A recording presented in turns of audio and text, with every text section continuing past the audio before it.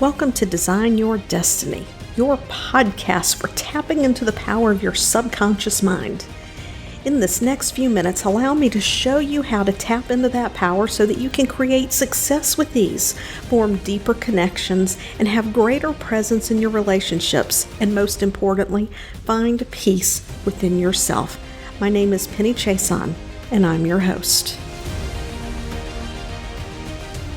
Hey everybody, it is Penny, and today I am here to talk to you about the role of your identity in transforming your life. Whether that transformation is taking place in business, your relationships with others, your relationship with yourself, or you're ready to make a big transition in life. Maybe there's a part of you that knows that you're meant for something bigger, something different, that there's more possible for you than you imagine at this point, and you're curious to know what that may or may not be. Now, identity is not going to reveal what that something else might be, but we're talking about the characteristics of identity and using identity to expand your success in your life.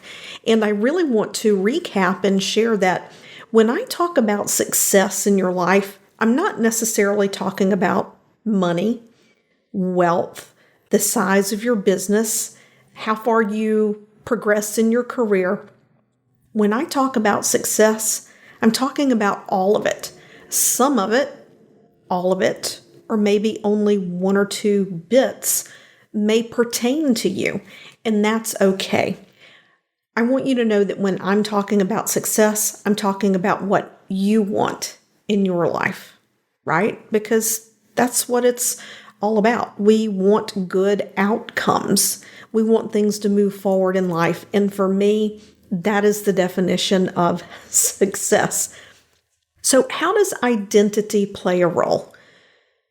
Our identity on a subconscious level is what drives our behaviors.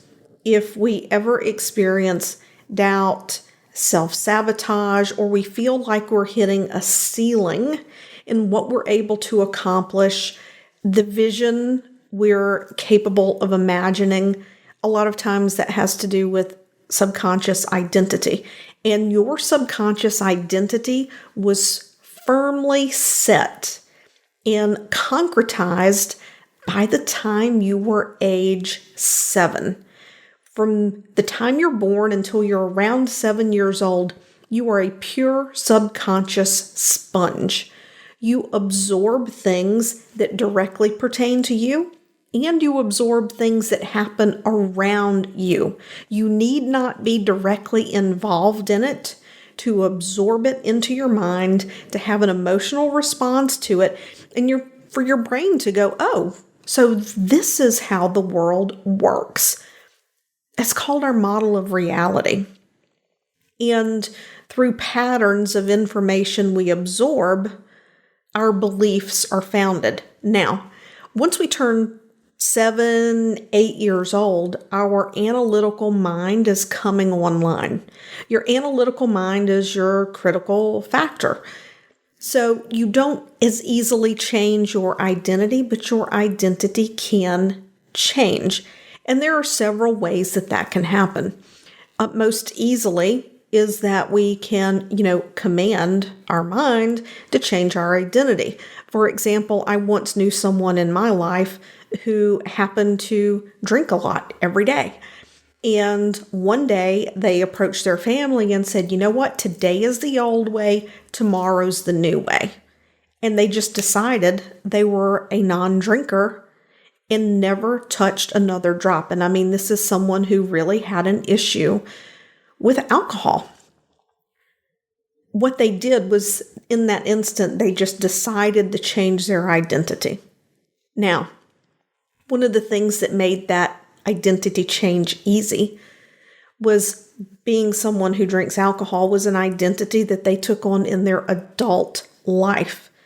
They didn't grow up in a family where there was alcohol. There wasn't this embedded belief, and they weren't using the alcohol to medicate something else. It wasn't a soothing thing. It was a pure habit.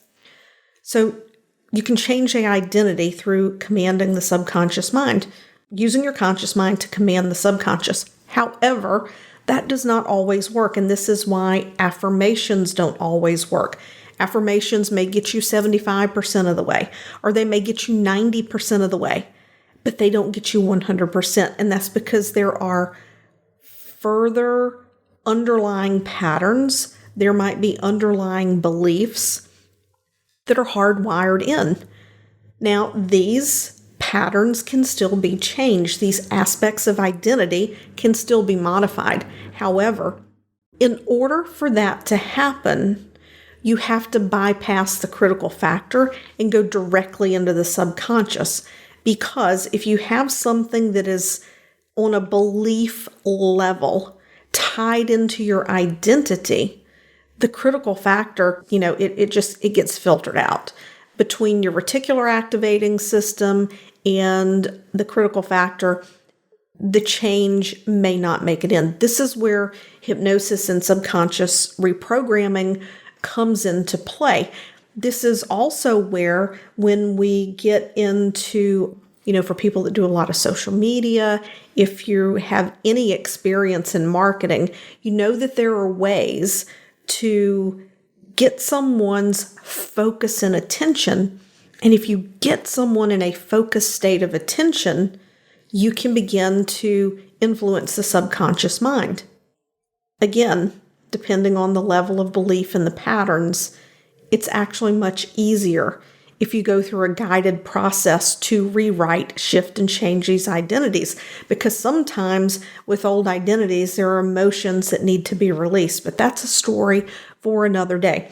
So I'm talking about transforming your identity to expand your success. Do you sometimes have clients who are so motivated? They are your ideal client. They're taking action, they're moving forward, and then all of a sudden, as they begin to make progress, self-sabotage comes into the picture. I want you to know, and you probably already know this, that self-sabotage is because there is something going on in the subconscious mind. I have put together a free guide, 3 ways that becoming trained in hypnosis can change your life. And in this guide, I outline the 3 ways that becoming a trained hypnosis professional can change your business as you become known as the go-to person in your niche, because you are able to get results with the people who have slipped into these repeating patterns over and over, and no matter how many coaches they've seen, they've been unable to get results. If you want to know more about the 3 ways becoming a hypnosis professional can help you in your coaching or your professional practice, I want you to click the link in the show notes or head over to pennychiasson.com/3 ways and get your copy today. There's a common phrase. You've probably heard it before, maybe not, but you basically, if you're trying to go from point A to point B, you can't get to point B with the level of thinking that you have at point A. You have to think like a person at point B. So if you're someone who happens to be in business, imagine when you first started business, you had to learn to take on the identity of a business owner. Then when you crossed your first 6 figures and you wanted to go to multi-6 figures, you had to start thinking like someone who brought in multi-6 figures. This means either charging more, bringing in more product lines, offering more services, right? So you had to expand your thinking. Well, then when you want to go for multi-6 figures, if you're wanting to hit 7 figures, and if you've already done this, you'll recognize what I'm saying. When you hit 7 figures, you have to have a whole other way of thinking to get there. You've got to have team, you've got to trust team, you've got to be embedded in systems and processes. And again, looking at prices and product lines and evaluating, and then to take that 7-figure business to multi-7, from multi-7 to multi-8 and beyond, each and every level, there is a shift in the way that you're looking and thinking at things, which requires a shift in your identity to some degree. So if you find that you're hitting a ceiling, that you're hitting a block, where does your identity need to shift? What are the beliefs that you need to have? And if you're like, oh, I know exactly what beliefs I need to have, but I don't understand, I'm not getting anywhere, then there are a few things, to look at. What are the underlying beliefs that you don't see? Where your subconscious beliefs, your core identity beliefs, will overrule your conscious chosen beliefs. So if you have a conscious chosen belief and then you keep finding you're hitting resistance, you're butting up against it and you're not getting where you want to be, there is a subconscious belief somewhere, it could be very minute, that is creating that resistance. So your identity, you have to work from the identity of where you want to be. Because when I went into business, if I thought about my business from the perspective of being an employee, I wouldn't be sitting here recording this video and this podcast episode right now. It just wouldn't happen. Because when I actually went into business, never in a million years had I thought about or even considered having a podcast. I didn't really understand the purpose of a podcast, how it supports people, how it supports my business, how it keeps you engaged with me. I had no idea until I was around other people who had the qualities and the identity that I wanted because of they had the same type of success that I wanted, an easy business that just kind of flows and allows. That was what I wanted. Well, how are they doing that? What do they believe about themselves? And then I took that into my identity and move forward from there. So this is the first piece about transforming your success with identity. There's going to be a part 2 to this episode because I am going to explain to you how one 15-second TikTok derailed my momentum in something that I've had going on in the background. So being programmed on video, the Air Fingers quote, for those of you on the podcast that can't see, we can get programmed from anywhere. We have to be very mindful of what we consume.